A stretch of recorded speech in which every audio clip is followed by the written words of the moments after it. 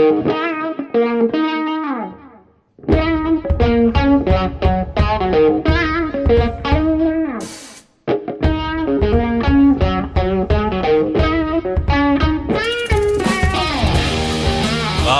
Rugby League fans, welcome along to the Mad Monday podcast, brought to you live, but not live because it's a podcast from the Export Beer Garden studio. My name is Keyzie, aka Adam Whenua Keyzie. Joining me today, Dai Henwood, aka Tohu Henwood. How are you?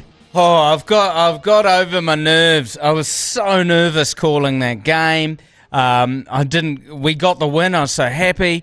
Then I was just sort of, it put me a bit off. That win, and then I've just suddenly realised, actually, who cares? We got the 2 points.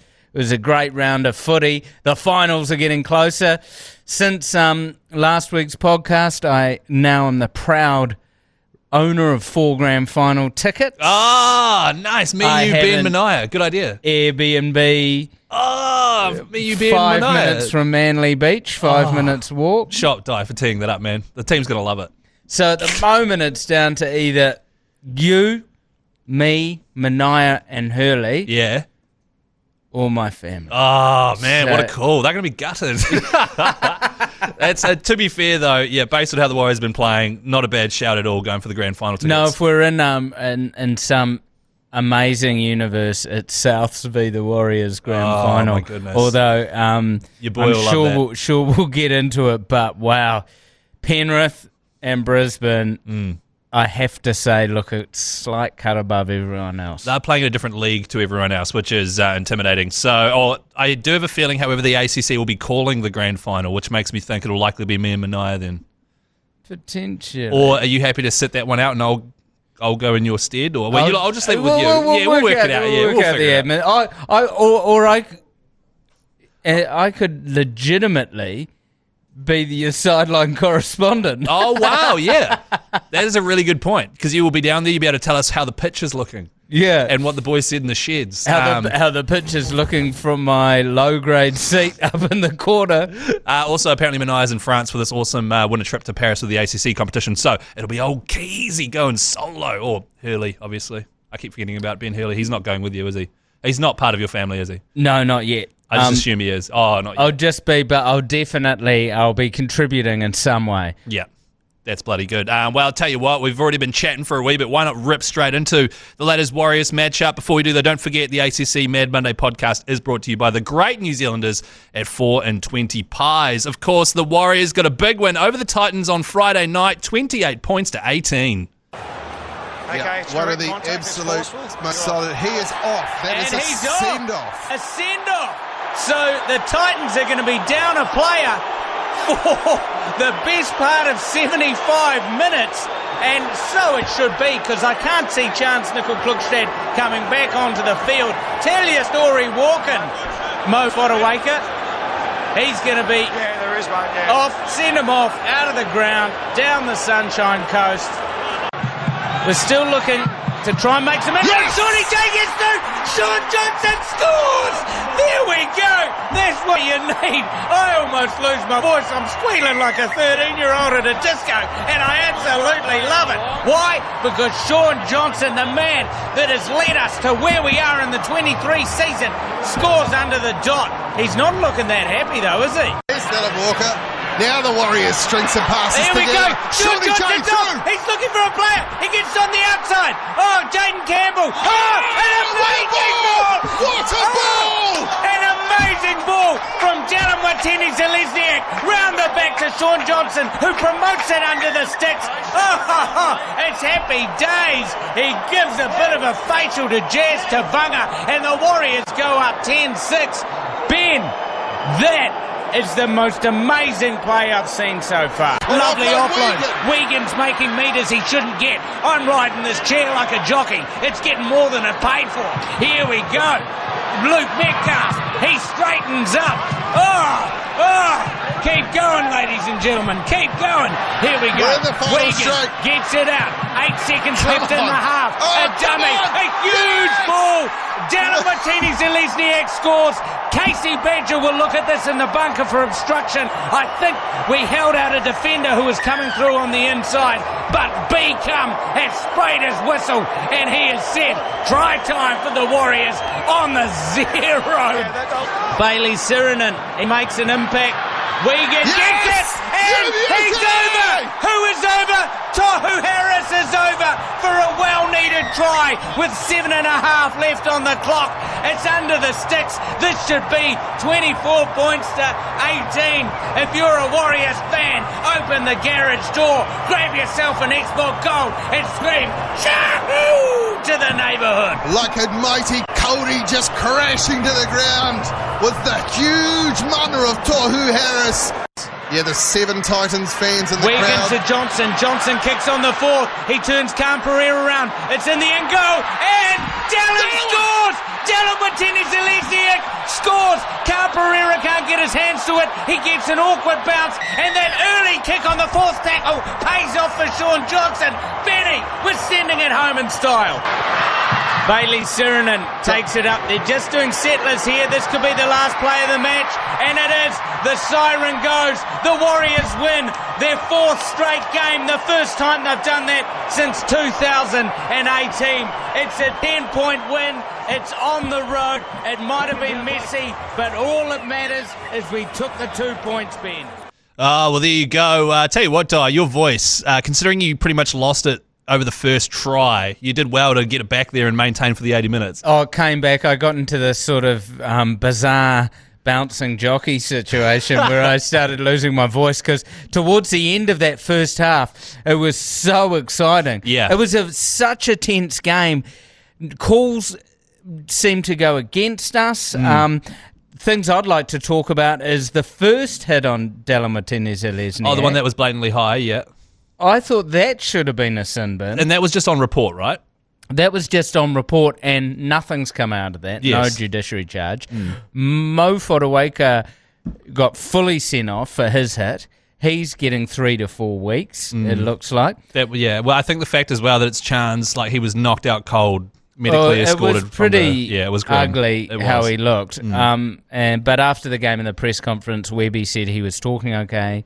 He was Great. okay. And I mean, our thoughts are with Chance, but Tane Tuapiki came on and he had a blinder of a game. Like if the only thing he needs to work on, as far as I've seen, is getting bigger because he's a young fella, and also his tip-ons out to the wing weren't quite on point. Outside of that dude is so freaking elusive, confident under the high ball, didn't drop a single ball all night. Every time he had the ball and ran and broken play, he broke 2 or 3 tackles. He's going to be a gun. He reminded me a lot of Jaden Campbell, actually. Yes, who's exactly the same. And Jaden Campbell caused so many issues for us. So many times he just would get the ball on the try line, nip through a few defenders, and suddenly is on the 30-metre line. Also, Jackson Ford had that slight brain fade where he got the ball, should have run for the corner. And Marcelo was pointing to the corner. Yeah, Marcelo was pointing to the corner. Instead, he jagged directly inside, then floated the ball perfectly to Jaden Campbell, who ran 95 metres to score. Outside of that, Jackson Ford, I mean, he's been playing pretty damn well, so that's a minor brain fade, of course. But Jaden Campbell was only starting because AJ Brimson was ruled out. Like, Jaden Campbell's in the 14 jersey and even lucky to be in the 17. He is quite clearly not their best player, because that's Tino and David Fafita. He's got to be like their 3rd or 4th best player, and they are bringing him off the bench or not starting him at all. So there's Tino and Fafita who are over the 80 minutes, their staunchest best players. Jaden Campbell is the only player that is electric. Like Jaden Campbell's the kind of guy you want in your team who, much like Sean Johnson or something, makes something happen out of nothing. He's the Reece Walsh, the Kalen Ponga. He is that type of player for the Titans. Yeah, and I just love watching him play. Sadly, it was against us, and we did contain him. And, I mean, Jackson Ford had that one moment. However, he scored a great try just running head first over the line. Sean Johnson, once again, was the reason why we won that game. His first try, just stopping dead, then jinking in and running across the line. even though he got called for obstruction with the Dallin Watene-Zelezniak try, that was all on Kieran Foran throwing his arms up, and no one was actually impeded, but he strictly did run behind the player. Did. My most annoying point in this game was the Niokore sin bin, because they both slapped each other in the face. The thing that annoyed me with that is, yes, it was a slap in the face, it was lame, penalty, whatever. How the hell can someone shoulder Dallin in the head and not be sent off, but be put on report, and then someone lightly slaps someone back, and does get sent off? But it happened a second after Dave pushed him and did the same thing. Didn't slap him, but slammed him in the face. So here's a question. Would you rather, right, because my thing was that the calls were inconsistent. The slap was a yellow card, whereas a blatant shot to the head was just on report, and then Mo Futuaika was literally red carded. I would have been happy with just yellows across the board for all of those things. Yeah, I actually think it should have been 2 yellows for the head-high shots. And then a penalty. And a penalty. To Murata. To Murata. Yeah. You can't even put him on report against her.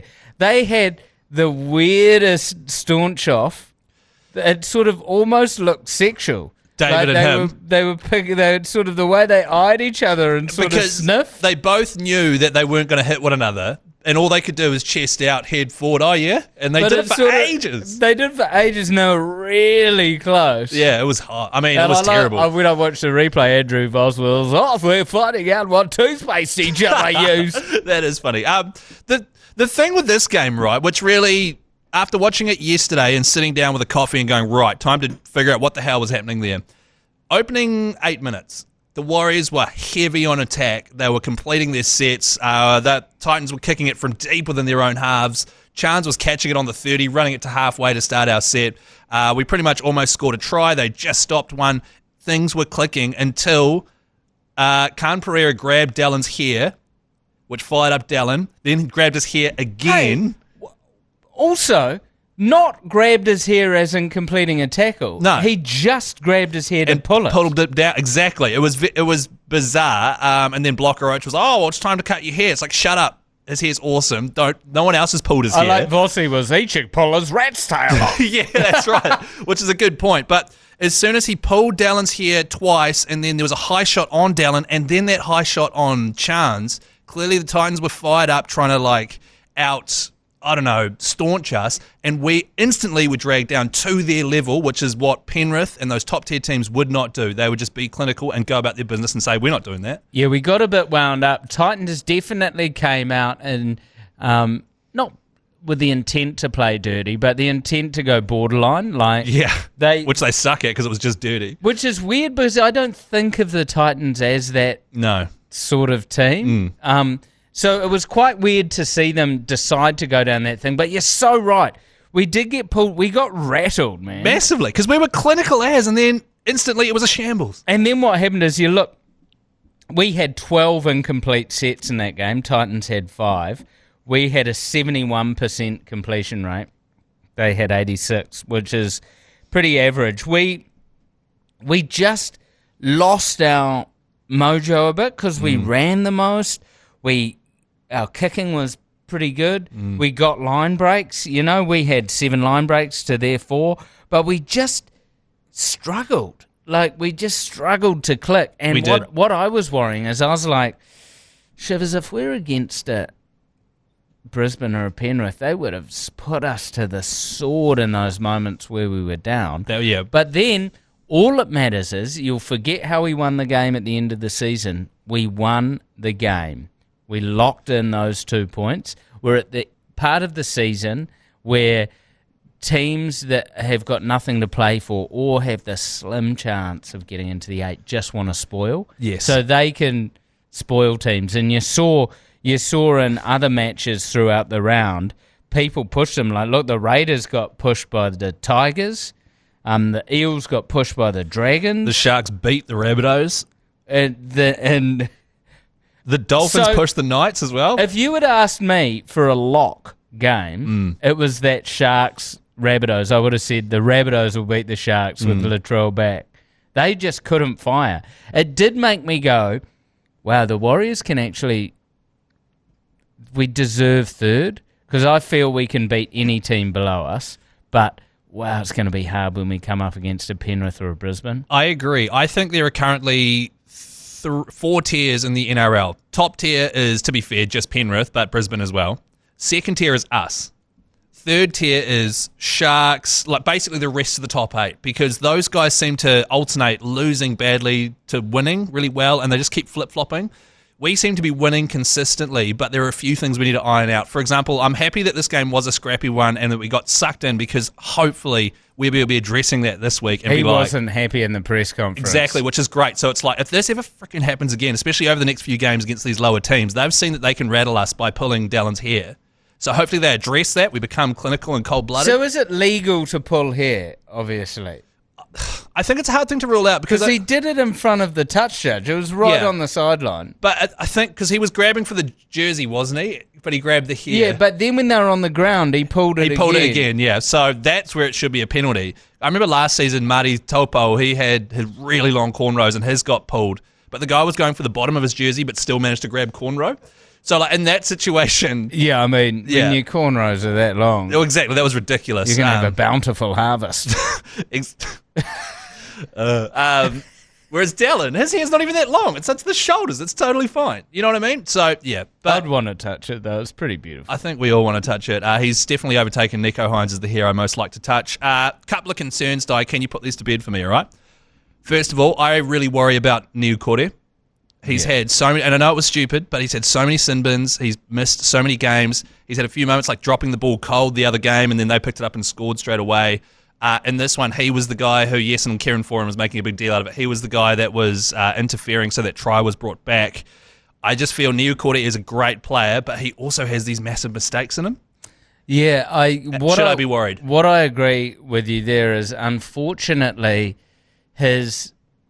he hasn't had enough moments of creating tries or legal big hits or legal huge runs to outweigh the negative that he's doing. I loved him as a signing, but you can't have one of your 80-minute players missing... Playing 70. Or playing 2 games, then being out for 3 games, being off for 10 minutes...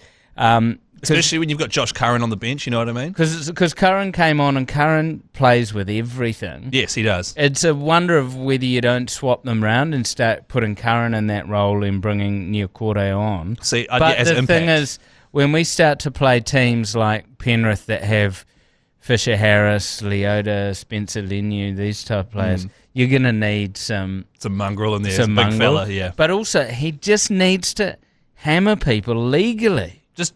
Yeah, don't go full Radley. You can hammer people, but just drop it down a few inches, man. You'll still smash them. Yeah. My second worry, which I don't think will happen again, is they didn't put Dylan Walker on until 5 minutes before halftime, which is when we scored a try. Then him and Jazz came on super late, despite it being really scrappy. He makes a palpable difference to our team. We scored 2 tries. Do you notice how fast our attack is when Dylan comes on? Because he seems to run really fast.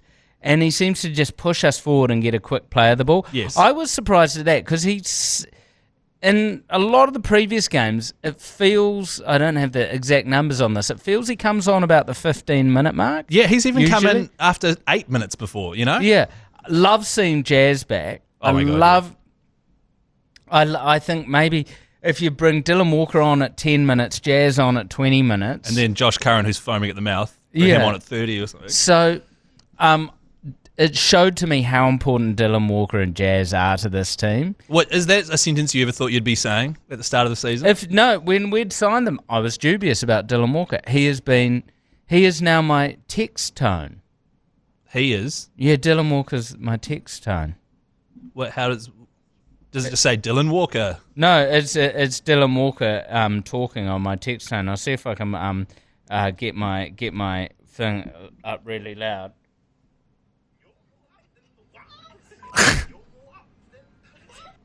Is that Dylan Walker? Dylan Walker going, you're more up than the what? So he's quickly already become a bit of a club legend, hasn't he? Yeah. A club hero. So, I mean, those were my 2 worries. I think we need to get them on earlier, and I think we need to fix Niu Kore. because he's got the bones of a fantastic player. The other thing, too, is I agree. We've got the 2 points now. And also, we left a lot of points out there with, like, for example, the accidental forward pass to Metcalf. Oh, so here's that pass. I've never seen the guy who gets past the ball was yelling, pass it to Sean. Pass it to him. I've fucked this up. Yeah, pass it to Sean. Because what happened, who was it who made the break? Walker. So Walker made the break, but he had a half stumble, and Metcalf was running at full pace. So Metcalf was a good foot and a half in front of him, going, don't pass it to me.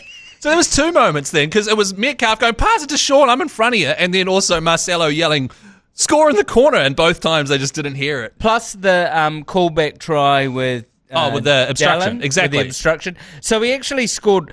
It's so good to see our attacking flair. It should have been 40. You take it back to the beginning of the season, we were going, we're winning, but we don't have good options on the 5th and that. Yeah. Sean's kicking, amazing. Sean is just leading us around the park. Really happy to see we lose Chance. Oh, sweet. Tane Tuapiki is a first grader. That's good, yeah. So we're playing the Tigers. I'll be tempted to rest Chance, even if he's not. Definitely. Even if he's not actually on the Category 1. Don't send him to Hamilton. Downs turnaround. Let him stay home. Let him rest. Yeah, Hamilton's not good for a sore head, I've found. Oh, no. Just another quick couple of things before we wrap up. Big shout out to the Titans. Second half, I forgot they were playing with 12 men. I know. So this was the worry. This game is very close, and they had 12 men for 75 minutes. I feel like that was more of a gutsy effort from the Titans, especially in the second half once we'd sorted our stuff out and we weren't being niggly anymore. I think it was just an amazingly gutsy effort from the Titans until the last 10 where we scored a couple of tries. So I was like, wow, the Titans have got a bit of, they've got a bit of, what's it called, a bit of mana about them. It was an awesome performance from them. They held us out, and I forgot that they were down a player. The other thing was, and I think we're going to struggle with this in the next few weeks, Chan's being out, but that right wing attack we've got, where we've got Sean getting the ball, we've then got 2 back rowers as options for short balls, we've got Chance, who we can pass the ball to, or we've got Dallin as the skip ball out to the wing option. We've got this wide range of options. I had completely forgotten that Shawnee J had the best right foot step in the game. I was like, oh my God, we've got a 6th option, which is Shawnee J's right foot step. Right foot step and go straight through the middle. How do you guard that? I think the Warriors are still the team that scored the most tries through the middle out of all the teams, which is something I love. You can't defend against that. Marcelo had quite a quiet game. We didn't really go left. No, he made a couple of mistakes too, and I can tell he was pissed off about it. But the good thing about him, which I like, and Dallin's the same, is they make up for it by getting the ball running hard and tackling their ass. Running really hard. Yeah. And we nullified their speedster, Khan Pereira. I mean, if you go by Supercoach points, he got 2. Yeah, so he was the only guy on your team, which, by the way, crushed it this week. 1450 or something? Like some ridiculous score, except for Khan Pereira, who got 2. Well, I forgot. So my skill, I've always for 10 years played Supercoach as a head-to-head player, so I'm in head-to-head mode, and this is why I fall back overall, because I plan... Because I'm in overall mode, and I'm shitting the bed right now. Because I play for the finals, where you cull your team right down, so you only have 1 amazing reserve, so if you loophole... Yes, so you've got a whole lot of nuffies. So I loopholed, and the man on my bench was Asako, who came on with 100. Oh, my God. So, okay, that explains how you got such an amazing performance, by the way. Yeah, so anything else you want to say on the Warriors before we move on? It was stressful. We got the win. I have to confess, I'm nervous about this week because the Tigers can pull a game out. Plus, whenever we play outside of Auckland. It gets a bit weird. Weirdly, I think we struggle outside of Auckland when we play in New Zealand, but we actually... On the road, we're fine. That was our 5th straight win against Aussie teams. Here's my confidence. We're playing great in Australia. Yeah. So, come finals time, if we could get one of our games, one home game against a big team like a Brisbane in Auckland, that would be epic. With the fruit bowl full. With the fruit bowl just just ripening. Just ripening at the right time. You put the bananas in with the avocados and then everything's ripened. Yeah. It is just juicy. Gotta be good. Oh, it's going to be awesome. I'm stoked. We're ticking off the wins. Happy days. Happy days. Happy days. And, of course, this weekend you've got the Tigers game, which I believe is Saturday night at... Hamilton. 7:30 in Hamilton. I believe you and Hurley are calling that one. Oh, yeah, I can't wait for it. They're at FMG Stadium, Waikato. Oh, FML Stadium. So good. It's just going to be popping off. It certainly is. So make sure you do join the ACC's commentary for that one. Keep an eye out on all social media for what channel it's going to be on. I'm going to say Sky Sport 9. Sky Sport 9 is correct. Right, it's time to move on now to the throbber of the round. This is the last play. O'Sullivan kicking across the face of the upright. Sasako coming through. Oh my goodness! What a catch! What a try! The Knights have 2 plays remaining. Set restart. Make it 6 tackles here. Kurtman jumps out of dummy half and plants it down. Quick play the ball. Wallace out the back. Katoa to Tafare. They've caught them out. Campbell for Hastings. Big shift here. Fitzgibbon into space. Gives it to Ponga. What a fend on Marshall King. Crossland. Crossland will score. He was going out the back and they tried to get him again. Ponga in behind them. There was interference there on Bradman Best. It won't matter. Marju scores. Yes, it was the Knights getting a big win over the Dolphins, 30 points to 28. It was bloody close. And just FYI, the Pants Man deleted the horn for Stonker of the Round. Stonker of the Round. Bah, bah, bah, bah. What you call throbber of the round? Did I? Yeah, you're too deep in your weird... Oh, do you know what it is? It's because Mania called it the throbber of the round the other day, and I laughed at him for being a doofus. No, but And now because I'm you doing do it. have this other show, which basically you're trying to garner free plastic surgery on the radio, and then you got too caught up with that. Next week you're going to be welcome to my wife of the round. Okay, sorry, never again. I apologise. Mad Monday will be my priority once again going forward. I didn't realise I'd switched there. But this game was interesting because we're playing the Dolphins. And the Knights are playing shit hot at the moment. Kalen Ponga is in career best form. He's not getting injured. He is. Why on earth they ever played Kalen Ponga in the halves? He is, since he's gone back to fullback, he has been electric. They've been trying to sort of have their cake and eat it too, because they've got this fantastic talent, generational talent, whatever, Kalen Ponga, and they're kind of being like, okay, we've got him, but we need to attract someone. But most of the good people that are on offer are fullbacks. Maybe we can try shift him. They're getting a bit greedy. But so I was listening. They were saying they sort of did a bit of a deep dive on this. It wasn't Adam O'Brien who wanted to move him. Kalen Ponga was the guy that pushed that move. Right. And so now he's taken out of the. He was doing so much defence at 6, taking the knocks. He's amazing at fullback. Plus they've got Kim Crossland. Phoenix Crossland. Phoenix Crossland. Kim Crossman. Kim Crossland at 9. Jesus. I didn't know she was a hooker. And he is amazing. Yeah. Jackson Hastings was a great signing. Jackson, why the Tigers let him go, I don't know. So, because he's like just a solid half who doesn't cost too much. So, exactly what the Tigers need. Exactly. But how was Jermaine Asako scoring 3 tries in 8 minutes? Okay, he was sensational, and he is a gifted player. I need to apologise to Jermaine because after he was at the Broncos, and there was a couple of years there where he was playing fullback and kicking, and he was okay. And then he was just hopeless. And it was just like, man, he is a liability. Average, yeah. Massively average. Now he's not only scoring 3 tries in 8 minutes, he's the leading point scorer in the NRL. Is he top of the try scoring list, or like he's pretty close. One or 2 tries off or something. And he's also playing for the Dolphins, who are like 14th. This dude is a gun. So shout out to him, man. Absolutely. And my soft spot player, Val Meninga Valence Tafare. Yeah, the house.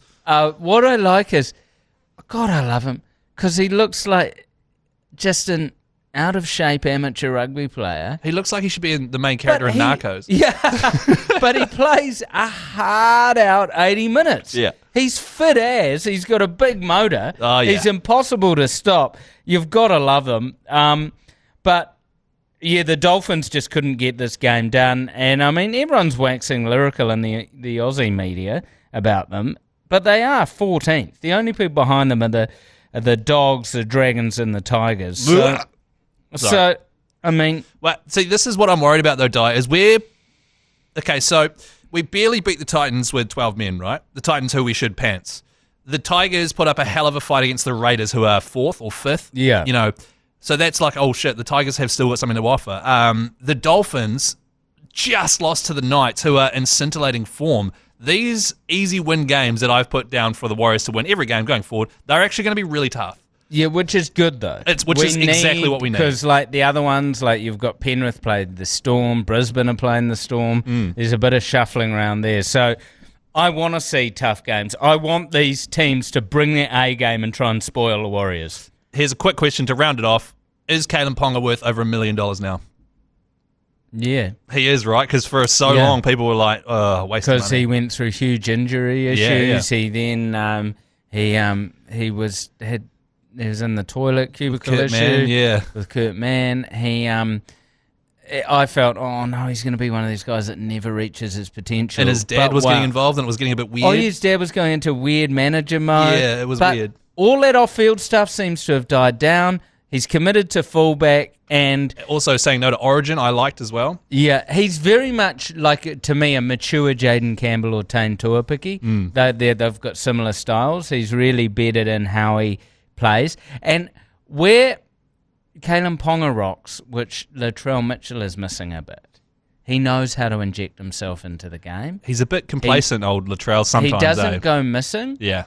I mean, you're more... racist Australians call Latrell lazy, right? But I disagree with that. I just think that sometimes he just goes missing because he doesn't quite know how to inject himself. Whereas Kalen Ponga, as soon as a sweeping play happens, he's right where he needs to be. Well, if we've learned anything from Ponga and being in the cubicle there, it's that he knows how to inject himself. So that is a big bonus. And also, Greg Marjorie needs to sort out his defence. He is equal parts awesome and a terrible. So Greg Marjorie's hard because you've got to have him on the side because he can find the try line. He's a every beast. day of the week. Yeah. But he's a turnstile in defence. And like put a high ball over him and he is freaking out. It's like Chicken Little, the sky is falling whenever someone puts a kick over him. It's And as much as I want the ABs winning, it's nice to see an ex-leaguey in Korobiti playing pretty amazing for Aussie. He was a gun for Melbourne too, old Marika. All right, well, that does it for the first part of the podcast. We'll take a short break now. When we return, some key points and also Dai Henwood off the back fence and your Statesman segment. Statsman. Oh, Statsman. Not Statesman. Well, you wrote Statesman in the chat. Oh God, yeah, I prepared for a completely different segment. Oh, well, we'll find out how that goes. I've got a whole good sting, professional sting and everything. Oh, God, okay. Well, when we return, Dai Henwood's Statsman segment and Keysie's Statesman segment. Hey guys, Keyzie here. Keyzie, you were just listening to on the Mad Monday podcast. Just taking a quick break to remind you that the Mad Traveller competition we've been running has officially got a winner. Michael Charles Gordon, sounds like a bloody flash name to me. He's officially off to see the Warriors take on the Tigers this weekend at FML Stadium in Hamilton. He's also won $500 spending money and a 2023 signed Warriors jersey, all thanks to the great New Zealanders at 4 and 20 pies. That's why it pays to listen to Mad Monday and also pay attention to our commentaries as well, because we've got the hella prizes. Welcome back to the Mad Monday podcast, live from the Export Beer Garden studio and brought to you by the great New Zealanders at 4 and 20 pies. Before we rip straight into our next segments, a quick shout out to Adam Milne, not the cricketer, a regular New Zealander who won himself $400 after the Warriors game on Friday by looking out for the Trade Staff scoreboard banner.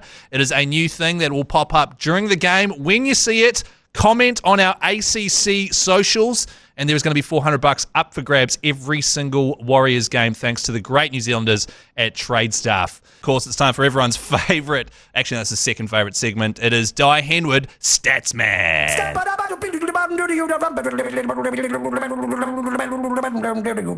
I'm the Statsman.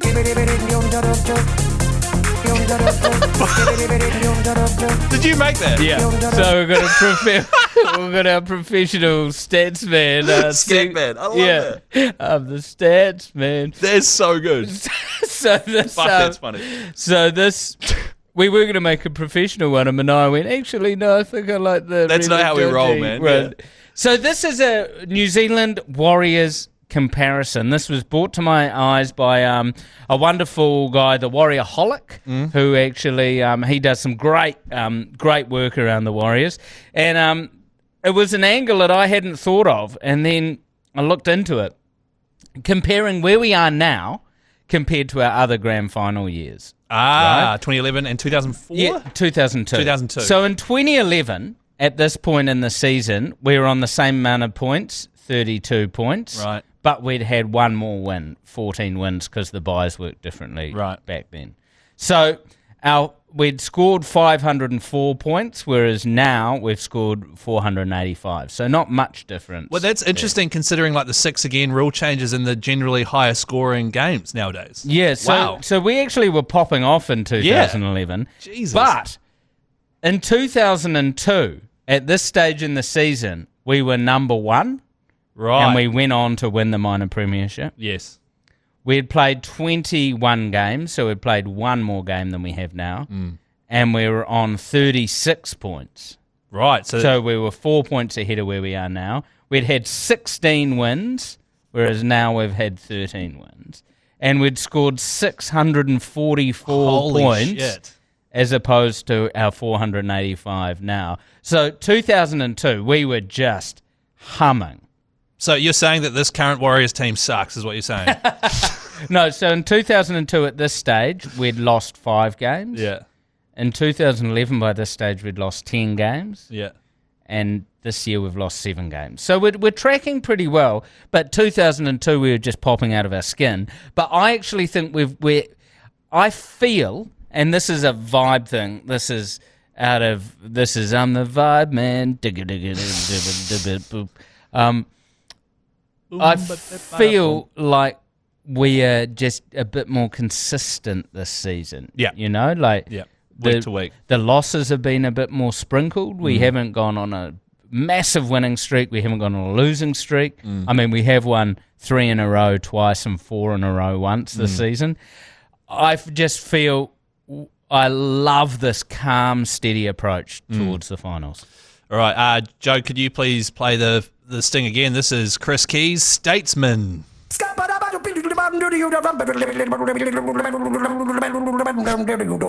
I'm the stats man. Right.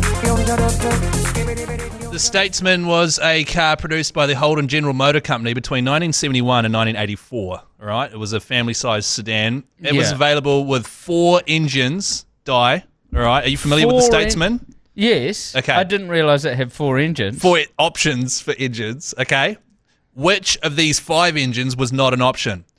A 202 cubic inch straight 6, a 253 cubic inch V8, a 308 cubic inch V8, a 350 cubic inch V8, or a 400 cubic inch V8? The 308. 308, you locking it in? Yeah. Nah, incorrect. Famous Holden motor, the 308. It was actually 400 cubes. Yeah, so... No, I suppose the only downside is Holden don't exist anymore, and Ford, which was obviously the superior making car, they won the thing. And also... That's like me saying that the Storm are the superior club to the Warriors. But look, which they are. The Statesman sounds like an amazing car you could watch your dad work on. It'd just be like, what a car to just sit back with a cold export and watch your dad just do all the welding and everything. It'd be amazing. I grew up riding in a Statesman with sheepskin seat covers, actually. Loved it to bits. We had an Isuzu Piazza and a Citroen sports car. Wow. Those are 2 cars. That we would go on huge family vacations in that couldn't fit any stuff in. Mum just loved European sports cars. Far out. Nothing more European than a nice Isuzu. Although it sounded European. Piazza. The Isuzu Piazza. Oh, I like it. All right, well, time to wrap up the Mad Monday podcast, folks. But of course, we cannot finish without first getting Dai Henwood to go off the back fence. Oh, a long kickoff. The offload to Henwood, and he's got the back fence. Boom time. Are you familiar with Jeff Tuvey? Yeah. Yeah, I'm familiar with Jeff Tuvey as well, and there needs to be an investigation. There needs to be... Oh, it's just ridiculous. There needs to be an investigation. Now, I've heard people talking about consistency. Yeah. Right? That we need to have consistency from game to game with the referees. We need to have consistency in one incident. We mentioned it earlier. David Fafita and Marata Niokura having handbags at 5 paces, right? You know? Look, so They both slapped each other in the incident, and one gets sent off. Dallin gets a shoulder to the head. He doesn't get anything. Then bloody Forawake gets sent off. It's absolute chaos. There needs to be an investigation. There needs to be an investigation. There needs to be. The referees need to do a press conference after the game. You need to get Beacom out there. Ben Cummins, Mr. Beacom, out there, and he can justify some of these calls. It's absolutely outrageous. And I don't want us to go into the final, and have for a little slap, we lose a player. It makes me so frustrated. I don't want to be the Warriors fan that is whining and bitching about the referee, but we have good reason to.